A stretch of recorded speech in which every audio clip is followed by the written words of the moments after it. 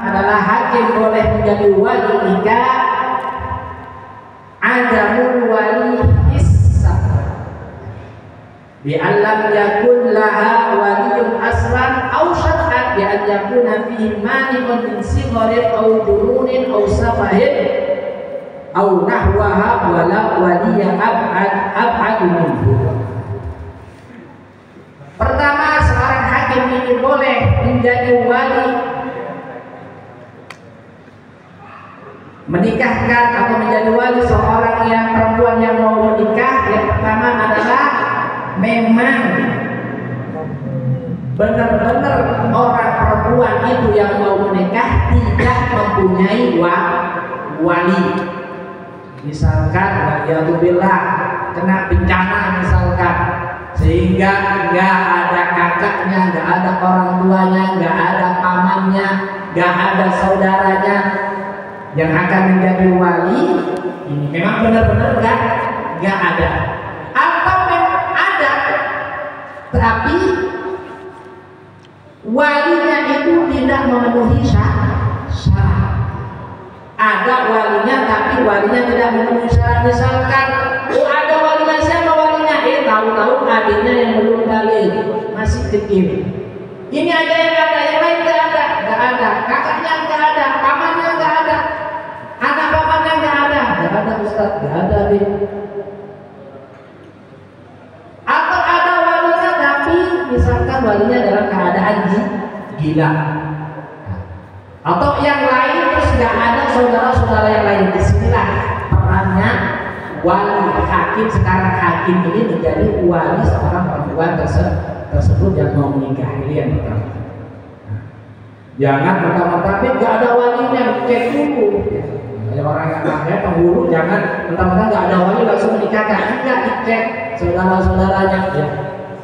Dicek, benar-benar dicek, takut memang benar-benar di situ ada wali masih. Kalau memang benar-benar sudah nggak ada wali, baru seorang hakim ini menjadi wali orang perempuan tersebut yang mau menikah. Ini yang pertama, nggak punya wali benar-benar. Yang kedua, fakdul wali, nggak ada wali karena sebab apakah roba walam yu'lam mautuhu wala hayatuhu. Nggak ada wali tapi alasan nggak ada walinya ini memang walinya lagi nggak ada, nggak diketahui ini masih hidup apa masih mati. Misalkan ya, ada seorang menikah punya anak perempuan, tahu-tahu orang ini pergi beberapa tahun sampai 20 tahun, tahu-tahu putrinya mau menikah, kemana ini bapaknya? Iya, kemana? Nggak tahu, pokoknya ada tapi lagi nggak ada sekarang, nggak tahu, dan nggak tahu masih hidup apa enggak. Ketika hakim menghukumi, tidak bisa menghukumi apakah dia masih hidup atau mati, ya, nggak bisa menghukumi maksudnya ya. Berbeda kalau sudah menghukumi hakim, oh ini sudah mati, berarti wali ini pindah ke wali setelahnya. Tapi kalau hakim tidak mampu untuk menghukumi bahwasanya dia ini masih hidup atau mati, maka sekarang yang berhak menjadi wali adalah hakim.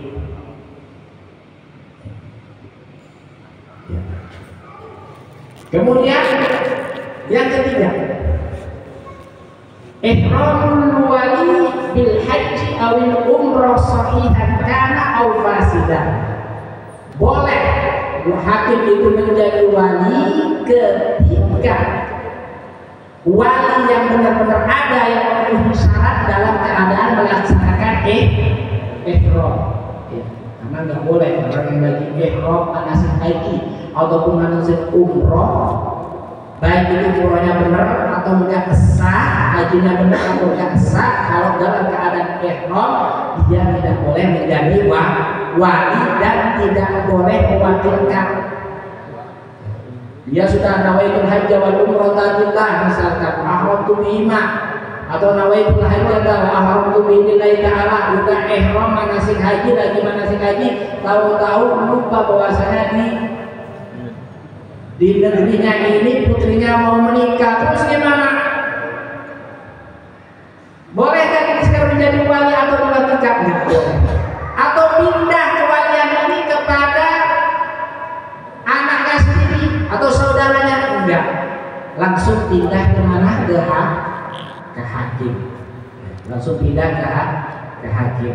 Kalau dalam keadaan umroh atau haji. Kemudian yang keempat yaitu al-aqlu wa huwa haram, wa dzalika bi an taqul baligha al-aqila ila kufrin wa yamtani'u wali min tazwijiha.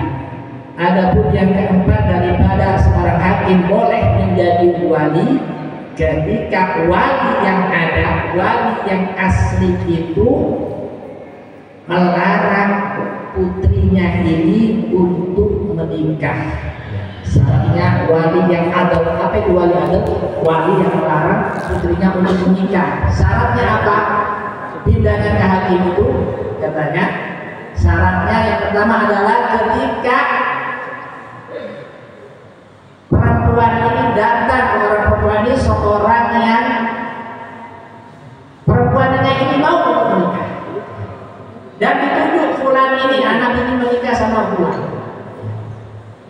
Ini yang cara pertama. Kemudian calon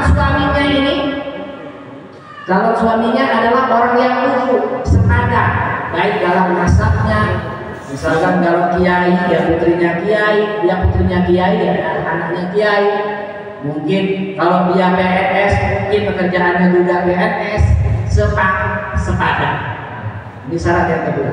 Kemudian syarat yang ketiga perempuannya ini harus dalam keadaan baligh, dalam keadaan balik. Ya. Dan yang keempat berakal. Kemudian yang kelima syaratnya itu seorang perempuannya ini menentukan, bulan ini yang kami tunjuk yang melamar saya ini saya terima. Misalkan. Ya. Syaratnya dilihat, kufu benar. Perempuannya gimana? Calon istrinya gimana? Yang tadi itu yang ingin menikah itu perempuan itu, sudah balik, berakal, ya. Kemudian sudah punya keinginan untuk menikah dan menerima orang laki-laki ini yang meminang, ya. Dan ditunjuk misalkan fulan, berbeda kalau datang kepada saya misalkan, kalau datang kepada saya orang Bugis pokoknya diterima. Ya bisa, harus ditunjuk. Kalau datang fulan, misalkan Ahmad, ya, misalkan Ahmad, ya datang kepada saya setelah dicek semuanya memenuhi syarat. Ahmadnya gimana? Orangnya kufu, ya. Sepadan semuanya, baik nasabnya, pekerjaannya ataupun yang lainnya. Ini ketika sudah memenuhi 5 syarat ini dan walinya mencegah, enggak, saya nggak terima calon suamimu, saya nggak terima misalkan.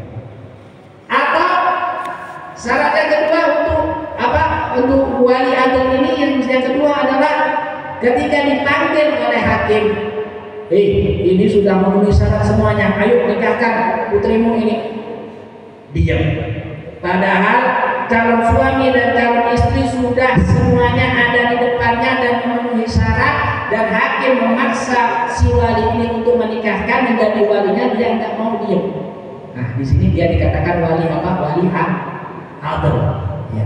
Wali yang mencegah putrinya untuk menikah. Di sini langsung kewalian itu dicabut, pindah kepada siapa? Kepada hakim, ya.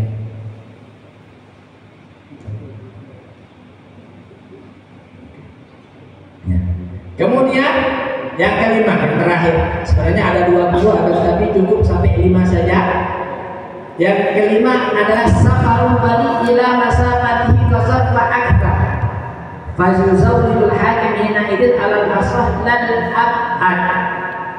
Bagi istidlalul abad wal ilmu lahu khurujan min hadil khilaf al-qail bil a'immah. Yang kelima, hakim ini boleh menjadi wali seorang perempuan ini apabila wali yang memenuhi syarat dalam keadaan bepergian, yang mana bepergiannya ini jarak yang ditempuh itu masafatul qasam. Berapa itu masafatul qasam itu? Sekitar kurang lebih 83 kilo. Ketika mau menikahkan, tahu-tahu baginya ini kemana? Misalkan pergi ke Surabaya, Surabaya. Loh, gimana terus ini undang-undangan udah disebar gimana? Lihat dulu dari mana? Dari Majalengka ke Surabaya berapa kilo? Lebih daripada 83 kilo. Di sini ya, sekarang ini yang punya wewenang menikahkan adalah wali. Berbeda nanti mungkin kalau walinya ya sudah saya wakilkan kepada fulan begitu. Tapi ketika sudah tidak ada misalkan yang lainnya, yang apa juga nggak ada, sekarang pindah kepada siapa? Kepada wali hakim. Mudah-mudahan yang saya sampaikan ini bermanfaat. 5 perlu dihafal, perlu diketahui, bukan ujuk-ujuk langsung lari ke hakim, enggak, harus kita ketahui dulu apa syarat-syaratnya ini hakim ini yang menjadi wali nikah ini apa saja. Nah, kita masuk dalam, misalkan orang ini masuk dalam gambarannya berapa? Oh, memang benar-benar walinya nggak ada kakaknya, nggak ada siapapun, nggak ada keturunan apa keluarga dekatnya, maka pindah kepada hakim. Ya. Allahumma hdina bis-huda waj'alna mimman yusaru fi ridha wa la tu'adina wa yassira wa la taj'alna mimman khalafa amra wa asab wa hasbunallahu wa ni'mal wakeel wa la haula wa la quwwata illa billahil azim. Sallallahu alaihi wasallam Muhammad wa ala alihi wasallam. Alhamdulillahi rabbil alamin.